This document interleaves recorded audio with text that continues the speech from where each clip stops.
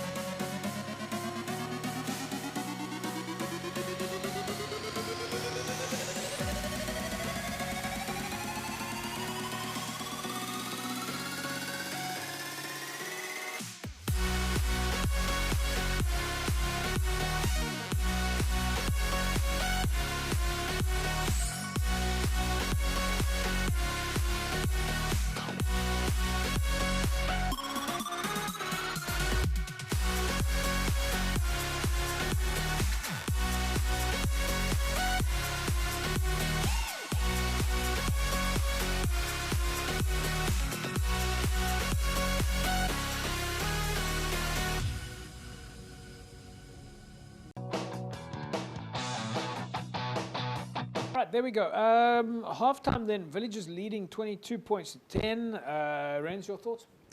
Just looking at it, I think we just spoke off camera. I think Villagers just, in front, they pack too big, too strong, and I think that's at the end of the day, that's where they're beating Helderburg. Yeah, so again, not massive margins there though, Dylan, 22-10 at halftime. No, I definitely think is a little bit closer than what it is, because Helderburg field also can get a bit muddy, but slippery. So, I mean, the sun only came out on Saturday, so it's a very, very big factor. So what are the coaches saying to each other at halftime? Yeah, you mentioned earlier on playing Super League A at the moment. Every day is like a test match. You obviously don't want to be doing anything too much over the top. You want to try and get back to basics. Yeah, you got to try to stick to your structures as much as you can. I mean, we say a lot at the Bay, you can't get bored of what you're doing. So if something works for you, you got to keep on. and you kind of got to earn being able to play the ball a little bit more. I like that. I like that. All right, folks. Lots of pearls of wisdom coming here from Dylan Freiling today. You can't get bored of what you're doing, I suppose. We'll put that on the next Hallmark card. We'll be back after we take a look at the second half. Yeah, this is of course Helderburg at home against Villagers. Halftime score: Villagers leading 22-10.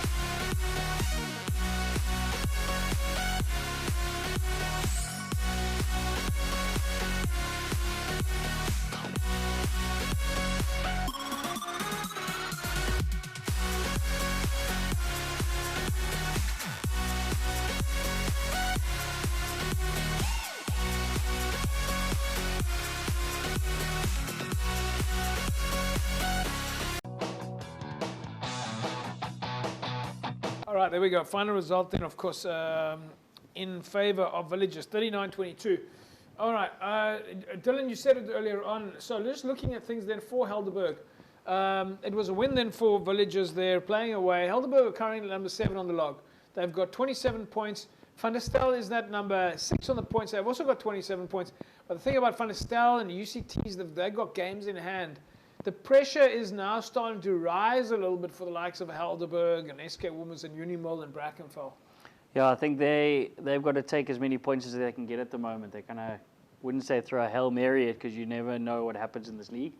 But with a certain amount of games in hand, you've got to see if UCT or Van der Stel drop 1 or 2 games. Yeah. Renzo, you don't want to be playing games now. You need to get it. You need to get those points. You need to be in there. You've said it now. You need to be making enough headroom for yourself to be safe in position 6. Yeah, look, I think Dylan also said it where every game that you're looking at now, it's like a test match. And if you at number 7 to number 10, you have to ask yourself, like, these guys from number 6 upward, they still have to play. Yeah. So, yeah.